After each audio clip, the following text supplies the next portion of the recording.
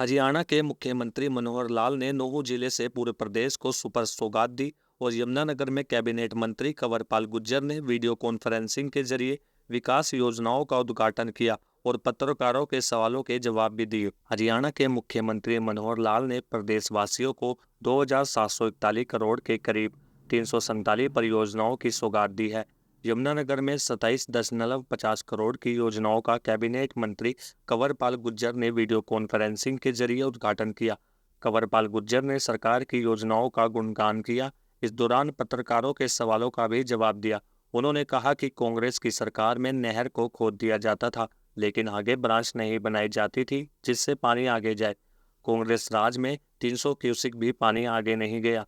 उन्होंने भूपेंद्र हुड्डा के इस सवाल पर भी पलटवार किया, जिसमें हुड्डा ने कहा था कि दादूपुर नलवी नहर में पानी छोड़ देना चाहिए था। इस पर कंवरपाल गुर्जर ने कहा कि हुड्डा साहब शायद नहीं जानते कि दादूपुर नलवी नहर में पानी की जरूरत नहीं है। अगर छोड़ देते हैं तो परेशानी बढ़ जाती है। 8 साढ़े 8 साल में काम हुए वो भूतपूर्व कार्य काम है जो आप देख रहे हैं। आप हॉस्पिटल देख रहे हो, 200 करोड़ रुपए का हॉस्पिटल ही, और दूसरे जो सारे जिले में हॉस्पिटल बने या सारे जिले में कॉलेज बने या सारे जिले में ITI बनी या दूसरे अन्य संस्थान बने, वो भी बहुत बड़ी राशि के हैं। ठीक है, कहीं कहीं जरूरत ज्यादा हो जाती है, कहीं कहीं कम होती है। मान लीजिए वहाँ पानी की बहुत बड़ी समस्या थी तो वो एक ही प्रोजेक्ट काफी बड़ी राशि का है, वहाँ का दूंगा। सर, यमुनानगर में जो 27.5 करोड़ रुपए का मनोहर सौगात मिली, क्या क्या है, क्या क्या जिले को फायदा होने वाला है? नहीं, इससे बहुत बड़ा, जैसे हमारे ITI हुई तो उससे भी बड़ा भारी लाभ है। जैसे जो अपना जो तालाबों का जो सुंदरीकरण किया जा रहा, अमृत सरोवर जो बनाया जा रहा है, उससे बड़ा भारी लाभ होगा। और भी ऐसे बहुत से काम जो हैं, 17 काम जो हमारे हैं, तो निश्चित तौर से उनसे लाभ होगा। पानी की तो बड़ी भारी समस्या थी और जिससे गाँव वाले भी बड़े परेशान थे। तो जहाँ वो पानी साफ होगा और खेतों में देने के काम आएगा, वहाँ जो समस्या थी उस समस्या का भी समाधान होगा। सर, जोड़िया में मेन रोड है, हालांकि इतनी खराब है और बरसात अभी हुई। कहाँ? जोड़िया जो मेन रोड है, इस पानी बरसात में इतना बुरा हाल हो गया और 7-8 फुट तक पानी ऊपर आ गया। देखिए, अभी रदौर में जो था वो सारी कंप्लीट होगी, लगभग कंप्लीट होगी, और इसके बाद इसी का है और अब इसको करने वाले। और सड़क का भी आगे जो सरकार ने इसको मंजूरी दे दी, तो आने वाले टाइम में सड़क चौड़ी भी होने वाली है। मंत्री जी, एक सरकार कहती है सबका साथ सबका विकास की बात करती है, लेकिन इस तरह के प्रोग्रामों में विपक्ष के विधायकों ने बुलाया जाता। वो कहते हैं कि जो शिलापट बनते हैं उनसे नाम तक हटवा दिया। देखिए, जहां तक विकास की बात है, हमने विकास की बात की, सबका साथ सबका विकास। अभी आपने देखा कि जो यहाँ उद्घाटन किए गए उनमें से 7 काम रदौर के हैं। रदौर विधायक कौन सा है? विपक्ष का है। और 5 काम जो है सडोरे के हैं, वहां भी विधायक कौन सा है? वो विपक्ष का है। तो इसका मतलब काम करने के मामले में कहीं किसी प्रकार का कोई सरकार ने कोई पक्षपात नहीं किया। तो आज आप देख रहे हो, और आज अगर आप नूंह में जहां माननीय मुख्यमंत्री जी ने उद्घाटन किए, तो वहां भी जो विधायक हैं वो भी विपक्ष के हैं। लेकिन हमारे लिए जो हरियाणा एक, हरियाणी एक की जो बात है, उस पर मुख्यमंत्री जी पूरी तरीके से खरे उतर रहे और उसी प्रकार से काम कर रहे हैं। मंत्री जी, बेरोजगारी का मुद्दा उठाया, मुख्यमंत्री ने बोला कि सिर्फ 6% बेरोजगारी है हरियाणा में, और विपक्ष कहता है कि हरियाणा बेरोजगारी में अव्वल है। देखिए, जो विपक्ष कह रहा है ना जी, वो एक एजेंसी है और वो एजेंसी उसका घोषणा पत्र बनाने वाली है कांग्रेस का। आप सर्च कर लो, देख लो, उसी ने उसका घोषणा पत्र बनाया। तो जिसने उसका घोषणा पत्र बनाया वो उसने 40% के थे बेरोजगारी ने। अब उसका कोई वैल्यू नहीं है उस बात की।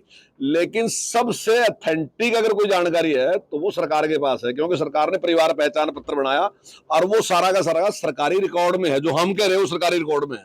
वो कहता है कि मैंने 1400 लोगों से पूछा।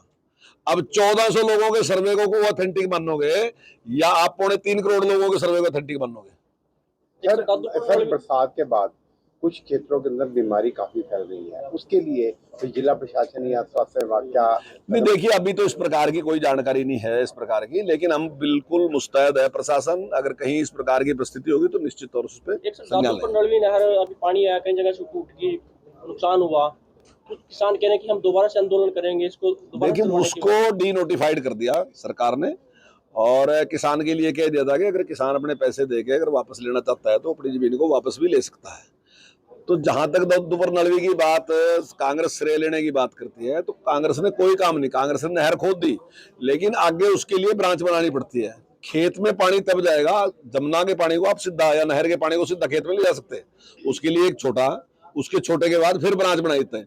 तो उसमें कोई काम नहीं किया। और काम क्या किया कि इतना पैसा खर्चने के बाद 300 एकड़ जमीन में पानी दिया गया सिर्फ, तो उसका कोई लाभ हुआ नहीं है जो कांग्रेस बातें करती है।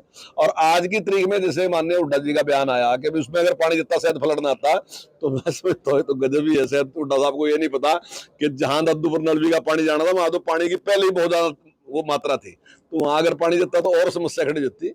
तो मैं नहीं समझता कि उसमें कोई बरसात के समय जो नहर के किनारे जो हल्का पानी आता है जब बरसात का, तो नहर के किनारे इतने कमालपुर टापू है, कलानौर का बॉर्डर है, आसपास का सारा गांव पानी में डूब जाता है, उसके लिए क्यों नहीं सरकार करती कुछ? और लोग तो बेघर हो जाते हैं, खाने बहुत अच्छा काम कर रखा है। मैं दावे के साथ कह सकता हूँ, अगर आप पिछला सारा इतिहास उठाएगा, बहुत लंबे टाइम से भी उठा के देखोगे, तो जमुना के आसपास जब इतना पानी आता है तो नुकसान तो होता है, लेकिन जिस मुस्तैदी के साथ प्रशासन ने सारा काम किया वो काबिले तारीफ है। ठीक है, मैं मानता हूँ कि पानी ज्यादा है, नुकसान तो होता है, मैं ये नहीं कह रहा कि होता नहीं होता है, लेकिन अच्छे तरीके से उसको मेंटेन किया और ज्यादा नुकसान यहाँ जिले में नहीं है। केंद्र सरकार ने हथनी के बैराज के डैम को घोषित कर दिया है, कुछ सरकारें उसमें अपनी टांग अड़ा रही हैं, वो कब तक पूरा होगा या बनेगा या नहीं? देखिए, उस पर सर्वे चल रहा है और अगर उसकी परमिशन हमें मिलती है और जो उसके विशेषज्ञ हैं वो मानते हैं कि यहाँ बांध बनाना सही है, तो मैं समझता हूँ कि अगर कहीं इस प्रकार की कहीं जरूरत होगी तो निश्चित तौर से बातचीत करेंगे, उसका समाधान कर लेंगे उसका। 38 दल जो है, जो एनडीए के वो एकजुट हो रहे हैं, वो कांग्रेस कह रही है हमारी एकता का नतीजा है। कांग्रेस को पहले अपने में ही एकता कर लेनी चाहिए। यहाँ आप हरियाणा में देखते होगे अलग अलग मीटिंगें जिस प्रकार से रही, एक तरफ हुड्डा साहब हैं, एक तरफ दूसरा एक संयुक्त मोर्चा बन गया, पहले अलग अलग थे, अब उससे अभी तो पार्टी में ही संयुक्त मोर्चे बन रहे। बाहर के मोर्चे का क्या होगा पता नहीं, सारे के सारे अपनी अपनी उसके मालक हैं, ये इकट्ठे चलने वाले लोग नहीं, चल ही नहीं सकते किसी तरीके से। केजरीवाल हथनीकुंड ब्राज को लेकर लोगों को गुमराह कर रहे हैं, उसके बारे में थोड़ा बताएं। देखियो, बिल्कुल ऐसा नहीं है कि एक मुख्यमंत्री को उसकी जानकारी नहीं है। इतने लंबे टाइम से फ्लड आता है, इसी प्रकार से सारा होता है। उससे पहले भी मुख्यमंत्री ने, सब मुख्यमंत्रियों को पता है कि ये बैराज है। ऐसा तो नहीं अब माननीय दिल्ली के माननीय मुख्यमंत्री अपने आप को कहते हैं कि वो हिंदुस्तान के सबसे पढ़े लिखे और इंटेलिजेंट मुख्यमंत्री हैं, तो ऐसा तो नहीं उनको ये नहीं पता है कि बैराज और बांध में क्या फर्क होता है। तो अगर वो इतने विद्वान है तो उनको पता ही होगा, क्योंकि यहाँ बैराज है और बैराज में क्या स्थिति है। और ऐसा भी नहीं बैराज हमारा चुपचाप है, उस बैराज में हिस्सेदार दिल्ली भी है। तो ऐसा नहीं, वो जानबूझ के लोगों को गुमराह करने का प्रयास करते हैं। और आम आदमी पार्टी का ये व्यवहार में है, जीवन में है, प्रत्येक छोटे कार्यकर्ता से लेके बड़े कार्य लीडर तक के जीवन में है कि लोगों को गुमराह कैसे किया जाना, उसी काम पे लगे हैं वो, लोगों को गुमराह करने का प्रयास कर रहे हैं।